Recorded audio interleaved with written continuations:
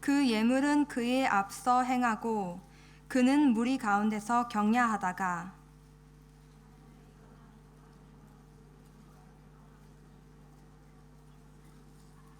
그들을 인도하여 시내를 건네며 그 소유도 건네고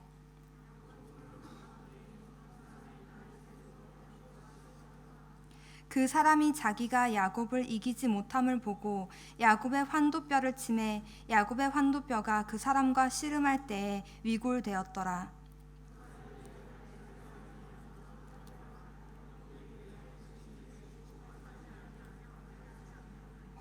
그 사람이 그에게 이르되 내 이름이 무엇이냐? 그가 가로되 야곱이니이다.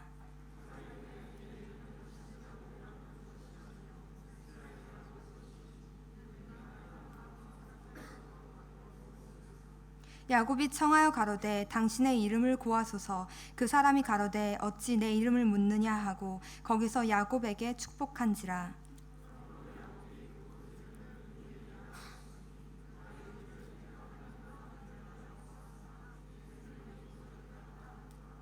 그가 브니엘을 지날 때에 해가 돋았고 그 환도뼈로 인하여 절었더라. 다 함께 봉독하시겠습니다. 그 사람이 야곱의 환도뼈 큰 힘줄을 친 고로 이스라엘 사람들이 지금까지 환도뼈 큰 힘줄을 먹지 아니하더라. 아멘.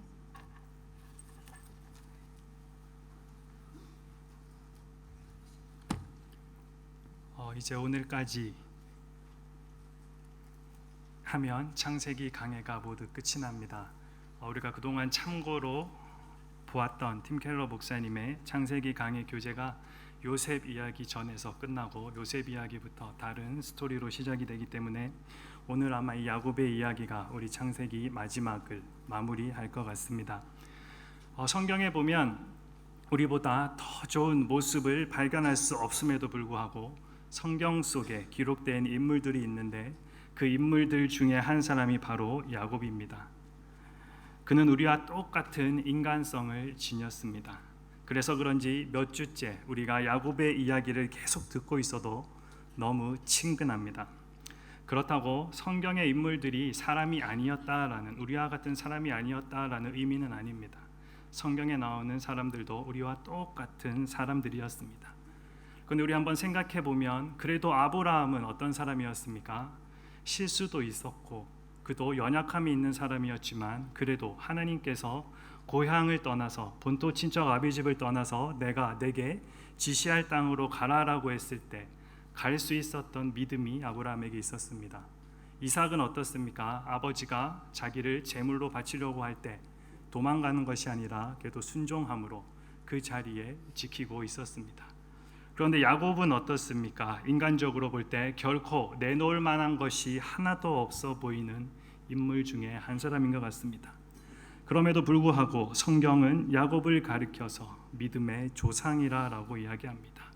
그리고 이스라엘 백성들이 성경에서 하나님을 이야기할 때 뭐라고 이야기합니까? 아브라함의 하나님, 이삭의 하나님, 여기까지는 이해가 되는데 야곱의 하나님이라고 불리는 그 세 사람 중에 한 사람이 바로 야곱입니다. 이러한 신앙의 환경과 조건 속에서 기대를 받고 있는 야곱임에도 불구하고 야곱의 모습이 보여지고 있는 그 삶의 내용은 어떻습니까? 지금까지 우리가 살펴보았던 대로 사기치고 거짓말하고 가는 곳곳마다 문제를 만들고 그리고 결국에는 도망 다니는 삶을 계속하고 있지 않습니까? 오늘 그리스도인 가운데서도 그의 행동이나 말이 매우 안타까운 사람들이 있습니다. 우리는 그러한 사람들을 향해서 종종 이렇게 이야기합니다. 저 친구도 하나님을 믿는다고? 저 친구도 예수님을 믿는다고? 야곱의 삶이 바로 그랬습니다. 그렇기 때문에 어쩌면 하나님께서도 이제 야곱에게 무언가 해야 하시겠다라고 생각하신 것 같습니다. 그리고 어느 날 하나님께서 야곱의 삶 속에 도전을 시작하십니다. 그래서 오늘 본문의 현장이 펼쳐지게 된 것입니다. 이제 야곱은 외삼촌이며 장인인 라반의 집에서 20년 생활을 모두 정리하고 모든 가족과 재산을 이끌고 가나안 땅을 향하여서 떠납니다.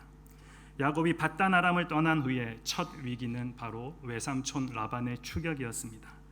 라반이 야곱을 죽일 듯이 쫓아왔습니다. 하지만 하나님의 도우심으로 야곱을 어떻게 하지는 못하고 다시 돌아가게 됩니다. 그 라반이 돌아가고 야곱은 다시 고향 땅 가나안을 향해 가고 있습니다. 그리고 야곱은 마침내 야복강 앞에 이르게 되는데 이제 그 가나안 땅에 들어가려면 이 야복강만 건너가면 그토록 그리던 고향 땅으로 들어갈 수가 있습니다. 그런데 야곱은 야복강을 건너기 전에 한 가지 신비한 경험을 하게 됩니다. 32장 1절 말씀입니다. 야곱이 길을 가는데 하나님의 사자들이 그를 만난지라. 야곱이 가나안을 향해 가고 있는데 누가 나타났습니까? 하나님의 사자 한 무리가 나타난 것을 보게 된 것입니다. 우리가 가만히 생각해 보면 야곱은 20년 전에도 이 천사들을 본 적이 있습니다. 베델에서 하나님을 만났을 때 그 사닥다리를 오르락내리락 하던 천사들을 야곱은 보았습니다. 그런데 이제 그가 다시 돌아오는 길에 야복강 가까이에서 하나님의 사자를 다시 만납니다. 베델에서 보았던 천사들이 무엇을 하는지 정확히 알지 못했는데 다시 만난 지금 비로소 그들이 무엇을 하는 사람들인지 알게 되었다는 것입니다. 바로 하나님의 사명을 받고 하나님의 백성을 위해 싸우는 군대임을 깨닫게 된 것입니다. 야곱은 하나님의 사자들을 만난 하나님의 천사들을 만난 그 자리를 마하나임이라고 불렀습니다. 마하나임이라는 말이 무슨 말입니까? 두 개의 진영 혹은 수경이라는 뜻입니다. 이는 한 곳에서 머무른 진영이 아니라 움직이는 진영을 의미합니다. 즉 이것은 야곱의 모든 여정과 함께 동행하며 지금 그들이 서 있는 곳에서도 함께하는 그 하나님의 군대가 야곱의 일행을 지키시고 보호하고 계시다는 것을 야곱의 눈을 열어 보게 하셨다라는 것입니다. 우리 청년부의 이름이 무엇입니까? 마하나임, 하나님의 군대로서 우리가 그 역할을 감당하기 위해서 마하나임이라는 용어를 사용하고 있습니다. 여러분들 마하나임이라는 용어를 쓰면서 우리가 성경 어디에 나오는지 알아야 되겠죠. 창세기 32장. 자, 이제 야곱은 이 사실을 믿고 어떻게 하면 됩니까? 감사함으로 담대히 나아가야 했습니다. 그런데 하나님께서 당신의 군대를 보내어 지키시고 보호하고 계심을 보여주셨음에도 불구하고 야복강 앞에 서 있는 야곱의 마음이 편하지만은 않습니다. 이제 건너기만 하면 20년 만에 돌아오는 고향 땅인데 야곱의 마음은 기쁨보다는 무겁기만 합니다. 이유는 아직 해결되지 않은 형 에서와의 문제가 남아있기 때문입니다. 이런저런 생각 때문에 고향 가는 야곱의 발걸음은 결코 가볍지가 않습니다. 거기다가 형 에서가 자신에게로 오고 있다는 소식을 듣게 됩니다. 32장 6절 말씀이죠. 사자들이 야곱에게 돌아와 이르되 우리가 주인의 형 에서에게 이른즉 그가 400명을 거느리고 주인을 만나려고 오더이다. 형 에서가 자기를 만나기 위해서 나오는데 동생을 마중하기 위하여 나오는 형 에서가 데리고 나오는 400명의 인원이 마냥 환영하기 위해서 나온다라고 보기 힘들 정도로 많은 사람들을 몰고 함께 나오고 있습니다. 그러니 야곱의 마음이 어떻겠습니까? 7절에 보면 야곱이 심히 두렵고 답답해했다라고 기록하고 있습니다. 야곱의 마음이 이제 그 형 에서를 만나려고 생각하니까 여러분 20년 전에 사기치고 도망쳐서 그 형 아직 화가 안 풀렸다라는 거 생각하니 그 형 만날 거 생각하니까 마음이 무너져 내립니다. 그럼에도 분명 하나님께서 야복강에서 하나님의 인도하심을 분명히 야곱에게 보여주셨으니 이제는 담대히 나갔어야 했습니다. 그런데 야곱이 어떻게 합니까? 다시 자기가 잘하는 방법, 잔꾀를 동원해서 다양한 작전을 세웁니다. 만일의 상황에 대비해서 팀을 나누고 또 형의 마음을 좋게 하기 위해서 선물도 준비합니다. 그리고 안전을 위해서 사람이 아니라 선물을 먼저 앞세우고 자신의 가족들은 뒤쪽에다가 배치를 합니다. 가족 중에서도 여종들을 제일 먼저 배치하고 그 다음에 자기가 조금 안 좋아하는 라헬을 뒤에 세우고 그 다음에 자기가 제일 사랑했던 레아를 제일 마지막에 세워서 그렇게 진행합니다. 그리고 자신은 어디에 쓰냐 하면 제일 뒤에 서가지고 언제든지 틈만 나면 무슨 일이 생기면 곧 도망갈 것 같은 그런 모습으로 제일 마지막에 서 있습니다. 본문 22절에서 24절 말씀을 보면 그 상황이 잘 나와 있습니다. 우리 함께 읽어보도록 할까요? 밤에 일어나 두 아내와 두 여종과 11 아들을 인도하여 야복 나루를 건널세 그들을 인도하여 시내를 건너가게 하며 그의 소유도 건너가게 하고 야곱은 홀로 남았더니. 여러분, 이 상황이 머릿속에 그림으로 그려지십니까? 여러분, 우리가 성경을 볼 때, 성경을 읽을 때 눈으로만 읽지 말고 머릿속에 그림을 한번 그려보는 것 참으로 중요합니다. 여러분들이 게임을 해도 3D, 4D, 이제는 VR까지 착용하고 게임을 하죠, 그렇죠? 현실감을 느끼기 위해서. 성경도 마찬가지입니다. 여러분들이 야곱과 같이 지금 이곳에 서 있다라고 한번 상상해 보십시오. 자신의 재산과 가족들 모두 다 강 건너편으로 보내고 자신은 마냥 기다리고 있어야 하는 그 상황, 그리고 자신은 그 가족들과 함께 가지 못하고 홀로 남아있는 그 모습, 그리고 그 밤을 지내야 하는 상황. 그날 밤 야곱이 야복강에서 보낸 그 밤이 아마 야곱 자신에게는 얼마나 긴장된 밤이고 고통스러운 밤이었을지 모르겠습니다. 그 밤은 야곱에게 지금까지 살면서 가장 외롭고 고독한 밤이었을 것입니다. 다른 나라 땅에서 거둔 성공도 전혀 위로가 되지 않았습니다. 11 아들을 얻었음에도, 사랑하는 두 아내를 얻었음에도 채울 수 없는 고독이 그에게 있었습니다. 여러분은 그 밤에 야곱의 그 마음을 다 이해할 수 있겠습니까? 우리도 살면서 이러한 밤을 만날 때가 있습니다. 아무도 함께 하지 않는 참으로 고독한 밤이 있습니다. 혼자 감당할 수 없는 문제 앞에서 스스로가 혼자이고 싶고 또 혼자만 아파하고 싶은 밤이 우리 누구에게나 있습니다. 지금 야곱이 만난 밤이 바로 그러한 밤입니다. 단순한 감성적으로 고독을 느끼는 그런 밤이 아닙니다. 자신을 돌아보는 그런 의미에서의 고독함입니다. 자기 자신에 대해서 가장 정직할 수 있는 순간입니다. 지금 야곱은 이러한 깊은 고독의 자리에 홀로 서 있습니다. 야곱은 지금까지 진정한 의미에서 필요했던 이 고독의 순간이 없었습니다. 여러분은 어떻습니까? 사람들과 어울려 있을 때, 함께 있을 때 우리 괜히 폼 내고 싶어 합니다. 괜히 허세도 부리고 과장도 합니다. 그래서 사람들과 있을 때 우리는 모두 가면을 씁니다. 많은 사람들이 가면을 쓴 연극의 배우들 같습니다. 이 연극 때문에 우리 자신들의 참된 모습을 잃어버립니다. 이 허세 때문에, 괜히 폼 내는 것 때문에 우리는 하나님 앞에 정직하지 못하고 자신 앞에서도 정직하지 못할 때가 너무나도 많이 있습니다. 그래서 하나님께서는 우리를 홀로 있게 하십니다. 나의 나된 참된 그 모습을 진심으로 볼 수 있도록, 그리고 하나님 앞에 정직하게 자기의 삶을 내려놓고 그 삶이 어떤 삶인지 보게 하기 위해서 우리를 야복강 앞에 세우신다라는 것입니다.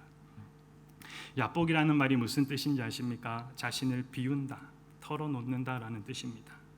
이 야복강 앞에 야곱을 부르시고 하나님께서는 야곱 이곳에서 야곱이 자신의 적나라한 그 모습을 나타내게 하시고 하나님 앞에 자기가 살아온 그 삶의 모습을 확인하게 하십니다. 야곱은 그 밤에 홀로 그 강가에 남아서 무엇합니까? 씨름합니다. 그런데 그 씨름은 야곱이 원한 씨름이 아니었습니다. 24절을 보면 어떤 사람이 날이 새도록 야곱과 씨름하다가 라고 기록하고 있습니다. 갑자기 한 사람이 찾아온 것입니다. 그래서 씨름을 하게 된 것입니다. 야곱이 원했던 씨름이 아니었습니다. 그럼 이 씨름의 의미는 무엇입니까? 야곱이 기도하고 있는 것입니까? 우리는 야곱이 하나님을 붙들고 밤새도록 야곱이 기도했다라고 쉽게 생각합니다. 하지만 이 야곱의 씨름 사건에서 우리가 한 가지 기억해야 할 것은 이 씨름의 주체가 바로 야곱이 아니다라는 것입니다. 어떤 사람이 주체입니다. 계속해서 이 사건은 어떤 사람이 중심이 된 이 씨름의 사건을 기록하고 있습니다. 그러므로 이 씨름은 그 사람에 의해서 걸어진 씨름입니다. 그리고 싸움입니다. 성경에는 씨름이라고 나타나 있지만 이것은 우리가 흔히 생각하는 TV에서 가끔 보는 천하장사 씨름대회 같은 그런 씨름이 아닙니다. 격렬한 몸싸움이었습니다. 야곱이 얼마나 놀랐겠습니까? 혹시 이 밤에 형이 나 몰래 나 죽이기 위해서 보낸 사람이 아닌가? 두려움이 있었을 것입니다. 지지 않으려고 했던 그 야곱의 모습이 너무나도 잘 드러납니다. 본능적으로 야곱은 그 사람을 붙들고 싸움을 하게 된 것입니다. 자기가 죽지 않으려고 싸우고 있습니다. 이 싸움은 야곱의 기도가 아닙니다. 왜냐하면 야곱은 자신과 싸움을 하고 있는 이 사람이 아직 누구인지도 모릅니다. 이 사람이 하나님인 것은 나중에 야곱이 알게 됩니다. 누구인지를 모르고 다만 아직은 싸우고 있는 것입니다. 처음부터 야곱이 하나님인 줄 알고 하나님께 복받기 위해서 옷자락을 붙들고 늘어졌다는 일반적인 우리의 생각은 너무나도 성급한 결론에서 온 것입니다. 그는 그 밤에 자신의 생명의 문제를 다루며 씨름하고 있었습니다. 자신 앞에 놓여있던 문제, 그 문제 때문에 자신의 생명의 존재에 대한 그 힘겨운 몸싸움을 지금 하고 있는 것입니다. 아니, 힘겨운 몸싸움이 아니라 결사적인 싸움을 하고 있습니다. 살아남기 위해서. 결국 이 싸움의 의미는 야곱의 기도가 아니라 자신의 힘으로 문제를 해결하려는 야곱의 몸부림입니다. 문제에 대한 자신의 노력입니다. 그 문제를 자기가 해야 된다라고 하는 그 씨름입니다. 이 씨름은 문제를 끌어안고 문제와 씨름하는 우리들의 모습을 잘 보여주고 있습니다. 결국 이 싸움의 결과는 어떻게 됩니까? 25절 말씀 우리 함께 읽어보도록 하겠습니다. 자기가 야곱을 이기지 못함을 보고 그가 야곱의 허벅지 관절을 치매 야곱의 허벅지 관절이 그 사람과 씨름할 때에 어긋나더라. 이 싸움의 승리자가 누구입니까? 야곱입니까? 하나님입니까? 야곱이 승리한 것처럼 보이지만 이것은 하나님의 승리입니다. 한도뼈를 얻어맞은 야곱은 더 이상 싸움을 계속할 수 없습니다. 여기 한도뼈라라고 하면 엉덩이의 관절을 일컫고 있습니다. 지금 야곱은 더 이상 싸움을 계속할 수가 없습니다. 그럼에도 성경은 28절에서 뭐라고 이야기합니까? 하느님과 및 사람들과 겨루어 이겼음이니라. 그럼 이 승리는 어떤 승리입니까? 항복함으로 얻은 승리입니다. 항복함으로 얻은 승리, 이것은 성경이 우리에게 가르치는 놀라운 신앙의 공식입니다. 하나님께서 야곱을 때려 눕히신 것은 야곱의 항복을 받으시기 위함입니다. 야곱은 그 하나님께 항복함으로 승리를 얻게 된 것입니다. 호세아서 12장 4절 말씀에 이렇게 이 부분을 기록해 놓고 있습니다. 천사와 겨루어 이기고 울며 그에게 간구하였으며 하나님은 베델에서 그를 만나셨고 거기에서 우리에게 말씀하셨나니. 여러분들, 야곱이 이겼는데 왜 울고 있습니까? 야곱의 눈물의 의미가 여러분들 이해가 되십니까? 이 눈물은 승리의 간격 때문에 운 것이 아닙니다. 밤새도록 싸우느라고 힘들어서 지쳐서 우는 울음이 아닙니다. 하나님 앞에서 무너지는 자신의 고백입니다. 이 눈물은 상대방이 누구인지를 알고 나서야 이제서야 터져 나오는 그 항복과 간격의 눈물입니다. 지금까지 야곱은 잘 울지 않았던 사람입니다. 오히려 남의 것을 자신의 것으로 빼앗는 한이 있어도 빼앗기지 않으려고 발버둥 쳤던 사람이었습니다. 그런데 야곱의 싸움이 이제 어떻게 변화되는가를 한번 보십시오. 이 싸움은 매달림으로 바뀝니다. 26절 말씀, 내게 축복하지 아니하면 가게 하지 아니하겠나이다. 이것은 더 이상 싸움이 아닙니다.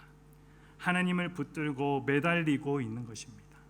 그 전까지는 매달림이 아니라 발버둥이었습니다.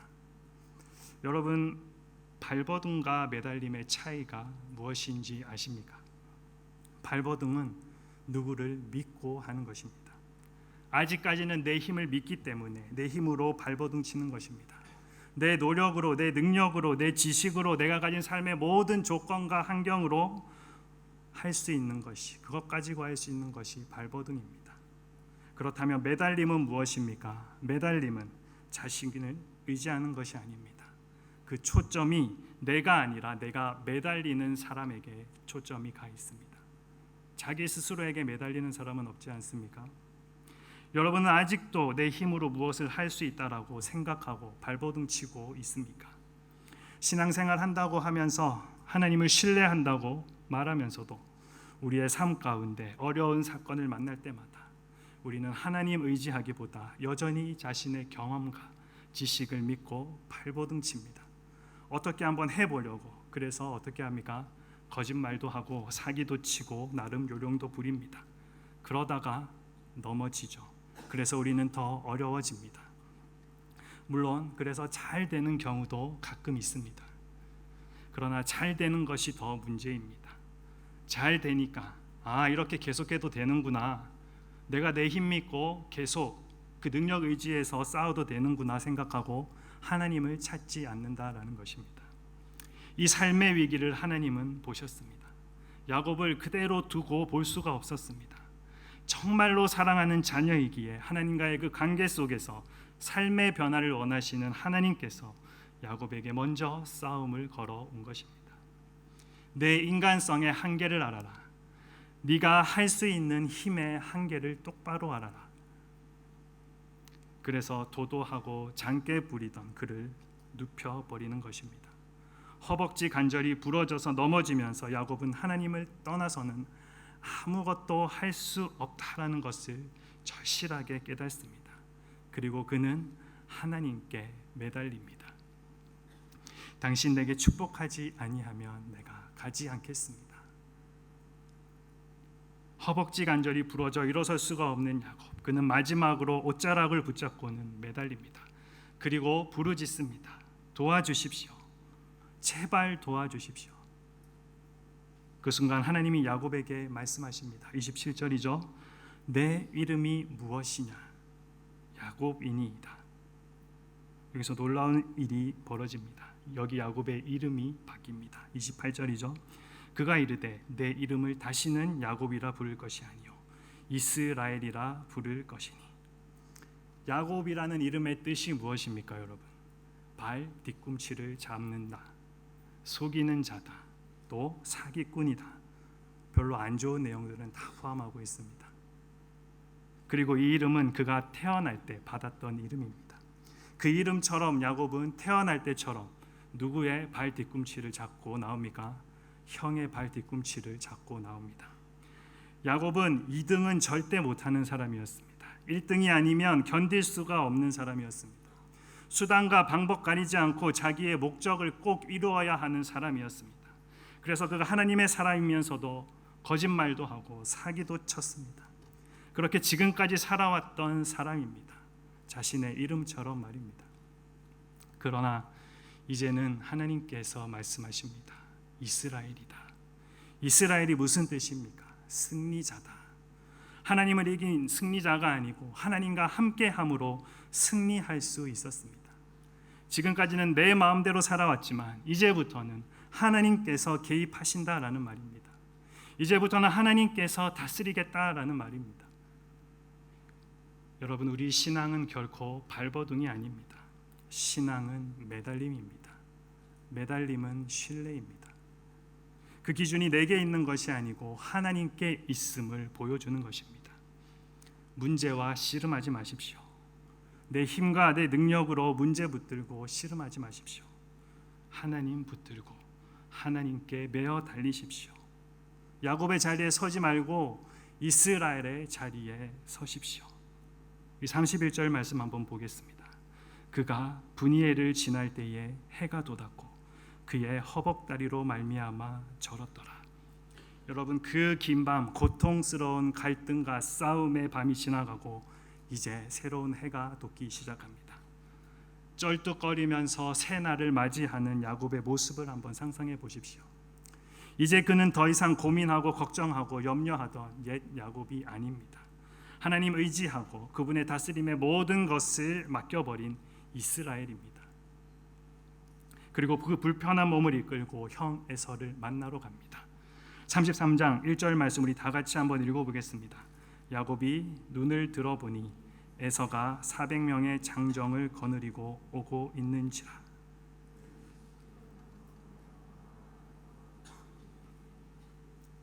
드디어 형 에서가 400명의 장정을 이끌고 야곱 앞에 나타납니다. 그 결과가 어떻게 되는지를 우리 4절 말씀 통해서 한번 보도록 하겠습니다. 다 함께 읽어볼까요? 에서가 달려와서 그를 맞이하여 안고 목을 어긋 맞추어 그와 입 맞추고 서로 우니라.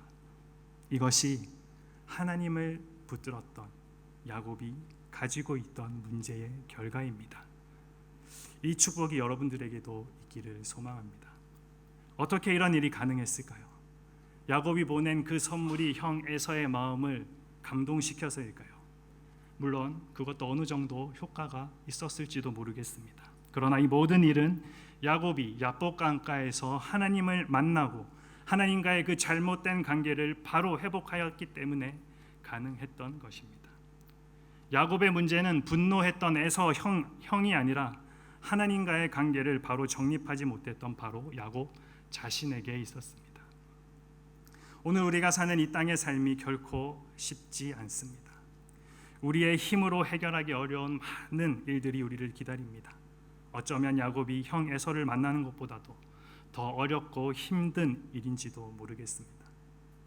지금 여러분의 씨름은 어떤 씨름입니까? 어떤 문제 붙들고 씨름하고 있습니까? 여러분의 힘과 능력 가지고 어두운 강가에서 이겨보려고 무엇 때문에 싸우고 있습니까? 어떤 문제 때문에 어떤 문제에서 탈출하려고 몸부림치면서 싸움하고 있습니까? 전적으로 하나님을 붙드십시오. 나의 힘과 능력으로 문제를 해결하려고 밤새워 씨름하지 마십시오. 하나님은 자신이 사랑하는 자들이 이 세상 가운데 쩔뚝거리면서 살아갈 때 승리자가 되게 하십니다. 우리가 자신에 대해서 쩔뚝거리며 하나님만 붙들고 그 하나님 매어 달릴 때 하나님이 친히 문제를 해결해 주십니다. 이것이 하나님을 섬기는 자들이 문제를 해결하는 방법입니다.